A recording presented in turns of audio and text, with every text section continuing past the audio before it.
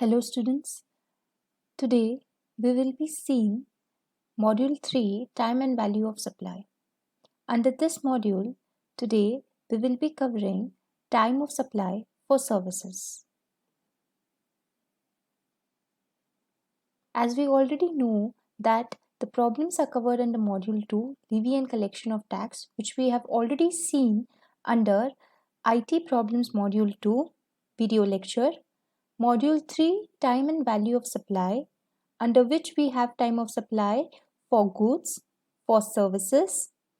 So for goods, we have already covered under IT Problems Module 3.A. Today, we will be seeing time of supply for services, and I have named this module as IT Problems Module 3.B. So, we'll be seeing Module 3 today, Time and Value of Supply, where in today's video lecture, we will be covering simple problems on time of supply for services. In my previous video lecture, I already told you all the difference between goods and services. Goods is all kind of movable property, okay, exception or excluding money and securities. And services means anything other than goods. So we already know what is time of supply, which we have already seen. Time of supply is nothing but the point wherein the liability to pay the GST tax arises. Now, time of supply for services is covered under section 13. Time of supply for goods was covered under section 12. Now for services it is covered under section 13, where we have different scenarios again, same like we had in case of goods. Section 13 subsection 2, what will be the time of supply for services under forward charge? Section 13 subsection 3, what will be the time of supply for services under reverse charge? Section 13 subsection 4, what will be the time of supply for vouchers that are exchangeable for goods? Section 13 subsection 5, suppose if we are not able to determine the time of supply, that is we are not possible to determine the time of supply under forward charge, under reverse charge, under vouchers, then we have to apply this section. And section 13 subsection 6 is residual cases, which we will be seeing in our succeeding slides.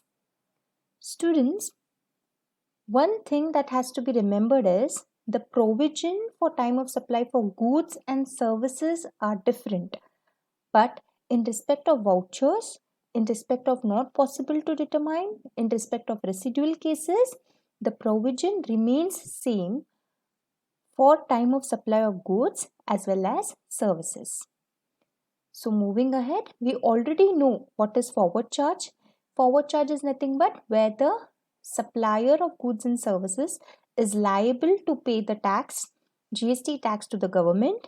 Under reverse charge, the recipient of the goods and services is liable to pay the GST taxes to the government. Vouchers, we know now vouchers are nothing but it is a gift voucher. Voucher, that is nothing but it is an instrument which can be exchanged and treated like a consideration. Okay, moving ahead. Before understanding the section 13 subsection 2, 3, 4, 5, 6, we have to understand section 31. Now section 31 is nothing but time limit for issuing tax invoice for services. Section 31 is common for both goods and services, but the subsections are different. So time limit means what is the limit of time within which a invoice, tax invoice, has to be issued by the supplier of services. So first, in goods we had already seen that subsection 1, 4 and 7 were applicable.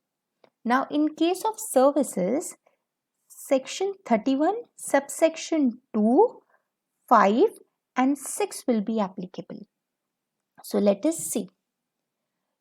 A registered person supplying taxable services shall issue a tax invoice. Now, up to what is the time limit up to which he can issue a tax invoice?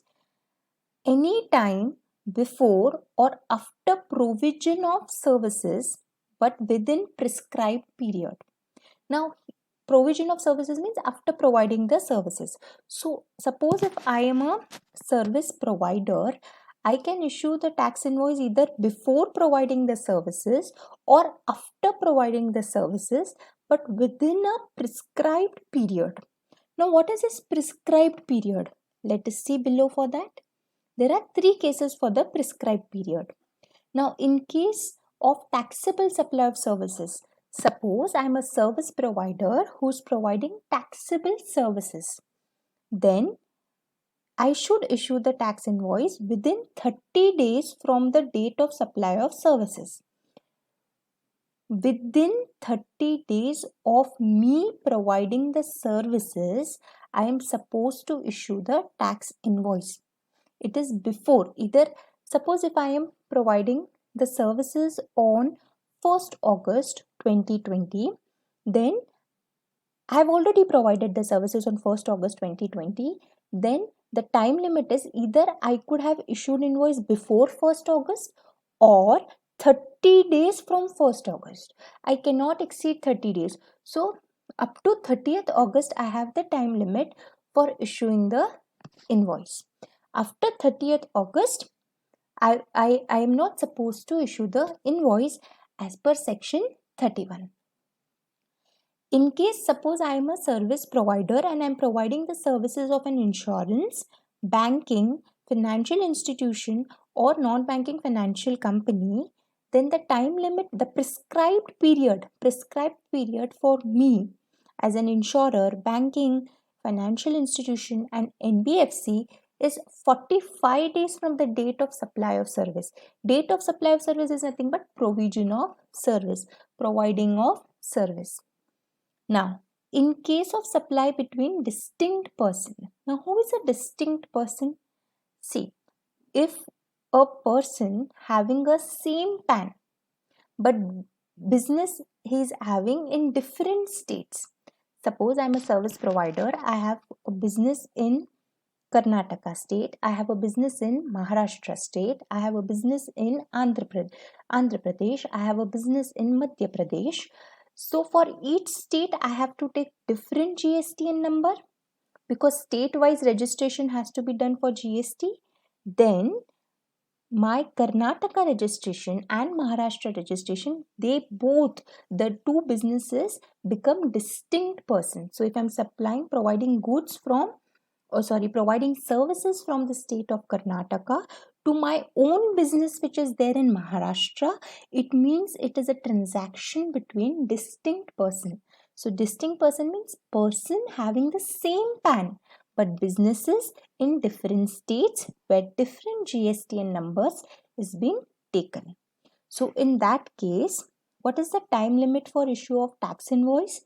It is before or at the time such supplier records in the books of accounts or before the expiry of the quarter during which the supply was made. Suppose if I am providing the services from Karnataka state, my own business in Karnataka state to my own business in Maharashtra state, I am providing some service, then what is the time limit up to which I can issue the invoice to the state of Maharashtra for my own businesses? Either before the expiry of the quarter during which the supply was made. Suppose if I provided the service on 1st August. So before the expiry of quarter has 3 months. So August, September, October.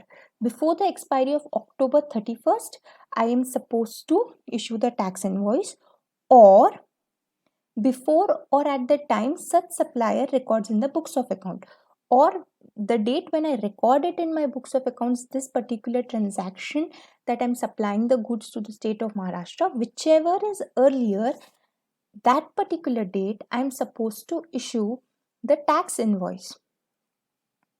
So So what is the time limit for issuing tax invoice? Very simple.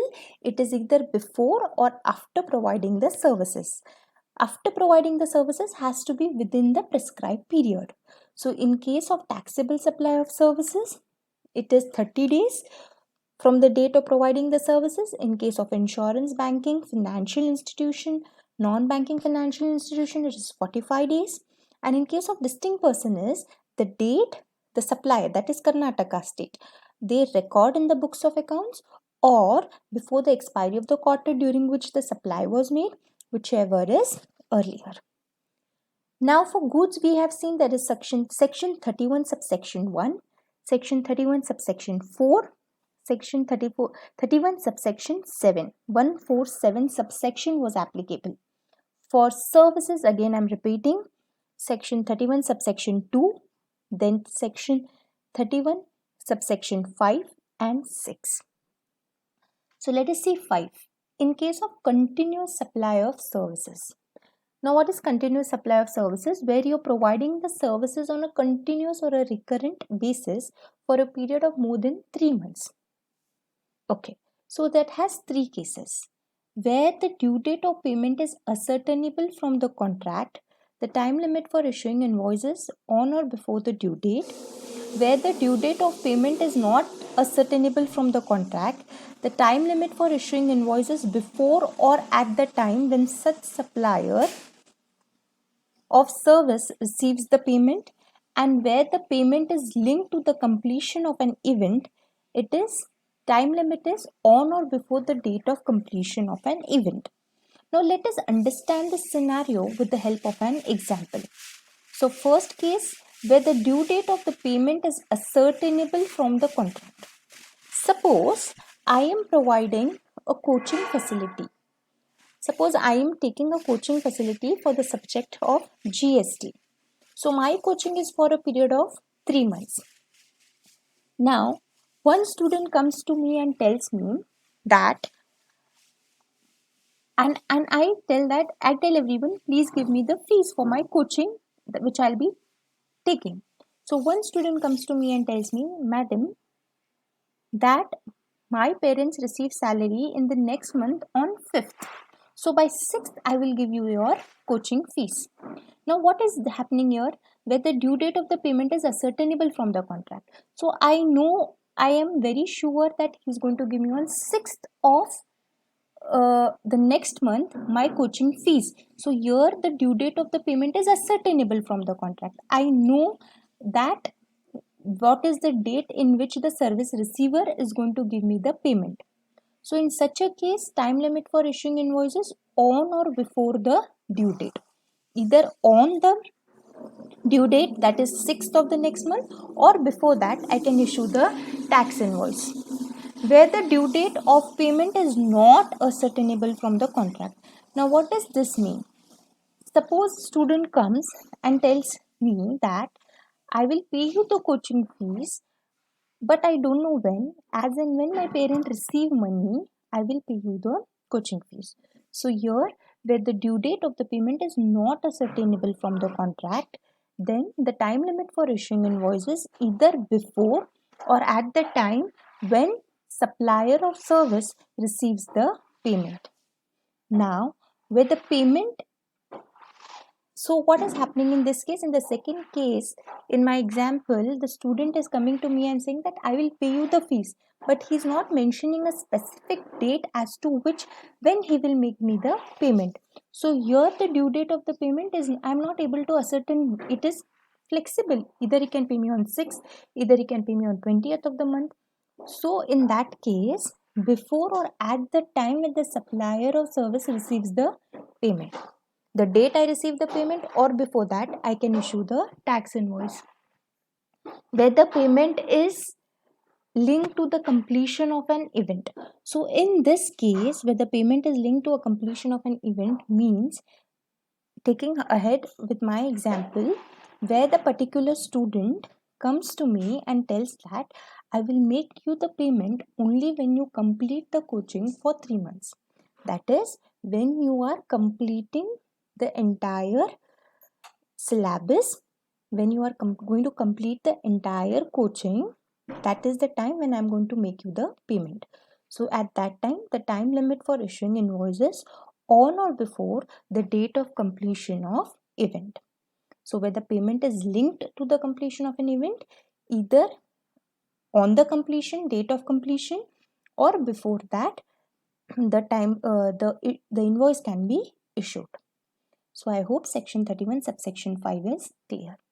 Section 31 subsection 6 says us that in case of cease of service. Now what do you mean by cease of service?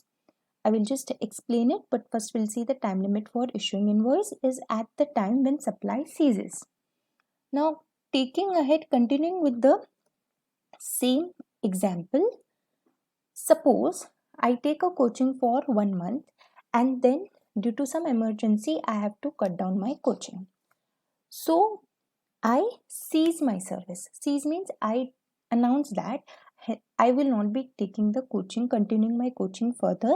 My coaching is being cut down. My services for the remaining 2 months I won't be providing and I am cutting down my service. Cease means end of service. So suppose there is a contract and I'm ending the contract in between.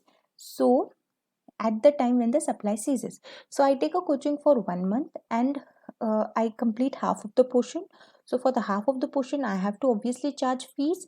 So time limit will be at the time when supply ceases. So the date when I am going to cut down my services, end my services, that is the date I will be issuing the invoice for only that portion of service that I've already provided. I will be charging in the invoice for the fees of 1 month and not for the remaining 2 months. So remember, under services, from the point of examination, section 31 subsection 2 is important. Section 31 subsection 5 and 6 you all can just glance and go through it, but for the purpose of exam, section 31 subsection 2 is at most important. Now why have I explained section 31 first? Because this is a base for understanding the provisions under forward charge.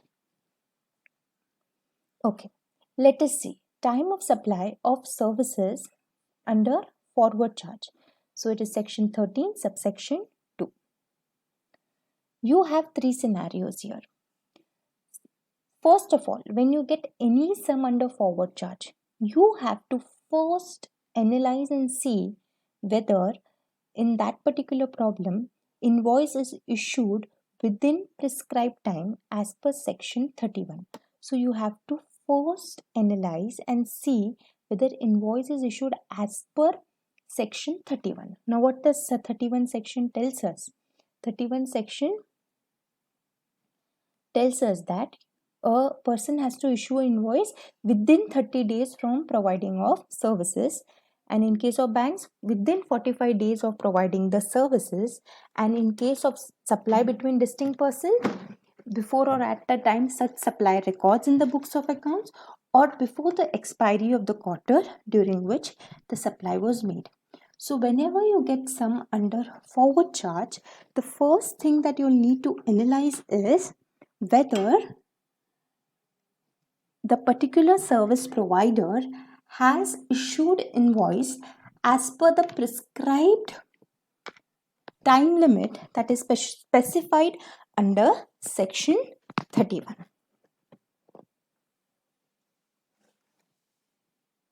Now, suppose the invoice is issued within the prescribed time as per section 31. So, what will be the time of supply in case of forward charge? Earlier of below dates. Either it is date of issue of invoice by the supplier or date of receipt of payment, whichever is earlier. Next, suppose if the invoice is not issued within prescribed time as per section 31, when you have to look under this B case, only when A case is not valid. That is, suppose if the invoice is not issued within prescribed time as per section 31, section 31 subsection 2 says that within 30 days you have to issue the invoice after providing the services. But suppose someone has issued invoice after 30 days, then It means that the invoice is not issued within prescribed time as per section 31. So that time, what is going to be the time of supply? Earlier of below dates, date of provision of service or date of receipt of payment, whichever is earlier. Now, what is date of provision of service? The date when the service has been provided, or the date when the service provider is receiving the payment, whichever is earlier. Now, in case about to does not apply, suppose this also is not applicable, this also is not applicable, then at the last resort, what you can do is time of supply will be the date on which recipient shows the receipt of services in the books of accounts. So the date on which the recipient shows the receipt of services in the books of accounts, that will be the date of time of supply of services under forward charge. So a quick revision of this, what is going to be the time of supply of services under forward charge? First of all, you have to see the invoice. If invoice is issued as per section 31, yes, then earlier of these two dates. Date of issue of invoice by the supplier or date of receipt of payment, whichever is earlier. Suppose if the invoice is not issued as within the prescribed time as per section 31, then the date of provision of service or the date of receipt of payment, whichever is earlier. Now, in case about to does not apply, then the date of which recipient shows the receipt of books in the books of account is going to be the time of supply. Now, let us see a problem of time of supply of services under forward charge. So, determine the time of supply for the given information. 6th May, what happened is booking of convention hall. Sum agreed was 15,000, advance paid was 3,000. So on 6th May, there was a booking made for a hall. The hall rent was 15,000 and advance was given as 3,000. 15th May, function held in the convention hall. So the services were provided in the hall. 27th October, invoice was issued for 15,000, showing a balance of 12,000 payable. 3rd November, balance payment of 12,000 was received. See, understand what happened. 6th May, booking was done. 15 September, the function was held. 27 October, the invoice was issued. 3rd November, the balance of 12,000 was received. Now, what is the time of supply? See, first of all, I already told you all. First of all, you have to see whether the invoice is issued as per section 31 subsection 2. So section 31 subsection 2 says what? Within 30 days of providing of the services, the invoice has to be issued. Now, when was the service provided? 15th September. Now, when the invoice has to be issued? Within 30 days. So 15th October means 15th September is the service provided. Then 15th October, the invoice had to be issued. Was it issued on 15th October? No. It was issued on 27th October. That means section 13 subsection 2 clause A will not apply. Why? Because the invoice is not issued within the prescribed time. Now, which section will be applicable? Section 13 subsection 2 clause B, that when the invoice is not issued within the prescribed time, what is going to be the time of supply? Date of provision of service or date of receipt of payment, whichever is earlier. Now, 15 September, the services was provided. 6th May, payment of 3,000 was received. Now, which is earlier for this 3,000 rupees? 6th May. So, for this 3,000 rupees, 6th May is going to be the time of supply. Okay. For remaining 12,000, same provision will apply. Section 13 subsection 2 clause B, that is date of provision of service or date of payment, whichever is earlier. Now, what is earlier? 15th September is earlier or 3rd November is earlier? 15th September is earlier. So for 12,000 rupees, 15th September is going to be the time of supply. So solution, to the extent of 3,000 is 6th May. Time of supply is 6th May, as the date of payment of 3,000 is earlier than the date of provision of service. And to the extent of balance of 12,000, time of supply is 15th September, which is date of provision of service. Once again, I repeat, for forward charge, first important thing is you have to see whether invoice is issued or prescribed within the time period. So in that problem, it was not issued within the prescribed time period. That is why we have seen section 13 subsection 2 clause B, which is earlier of two dates, date of providing the service or date of receipt of payment. If it is part payment, you have to consider the same provision, but like in this example 3,000 and 12,000 was considered separately, but we considered the same rule because invoice was not issued within prescribed time period. Suppose invoice was issued within prescribed time period, we would have compared these two dates. Whichever is earlier, we would have taken as time of supply of service. Next, time of supply of services under reverse charge. So time of supply is earlier of below dates. Date on which payment is recorded in the books of accounts or date on which payment is debited from the bank account. See, under reverse charge, what is happening? Under reverse charge, the recipient is liable to pay the tax to the government. So the date when the recipient is recording the payment, obviously a recipient has to pay the basic amount to the supplier. Okay, so the date when he is recording that in the books of accounts or the date when the payment is debited in the bank account. So that or the date after 60 days from the issue of invoice by the supplier. Now in case of goods, it was 30 days from the issue of invoice by the supplier. Now the date after 60 days from the issue of invoice by the supplier. Now obviously supplier, suppose if supplying a mobile which is worth rupees 15,000. Okay, now 15,000 is supplying a cell phone. Now he supplied the cell phone on 1st August.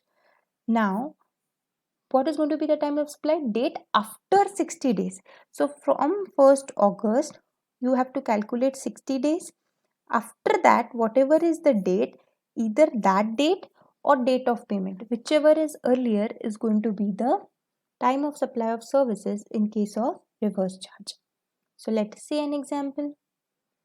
Now suppose if these events are not ascertainable, then time of supply will be, suppose you're not able to determine the date of payment or you're not able to calculate 60 days from the issue of invoice, then only the time of supply will be date of entry of goods in the books of accounts of recipient of service. So the date when the goods are recorded or entered in the books of accounts of the recipient of service, that date will be the time of supply.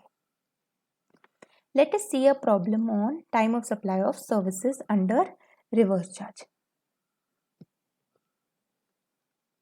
Determine the time of supply from the given information. Again, I am repeating, if the problem is to be calculated on reverse charge, it will be specifically mentioned. If nothing is mentioned, means it is forward charge. Then you have to apply the provisions of forward charge.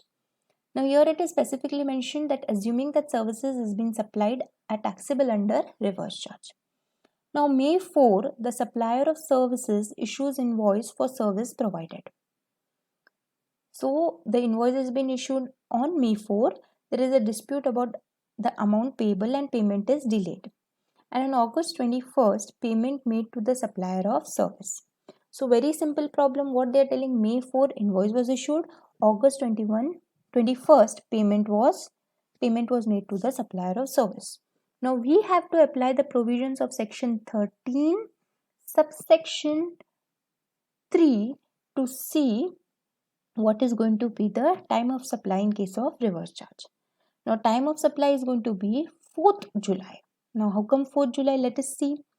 Being the earliest of the two stipulated dates. Now in time of supply, what are the two dates that you have to consider? It is date of payment. Now date of payment is August 21st and 60 days from the date when the invoice is issued by the supplier. Now supplier is issuing the invoice on May 4. So from May 4 you have to take 60 days. So it becomes July 4. Correct? May, June, July. So 60 days, it becomes July 4.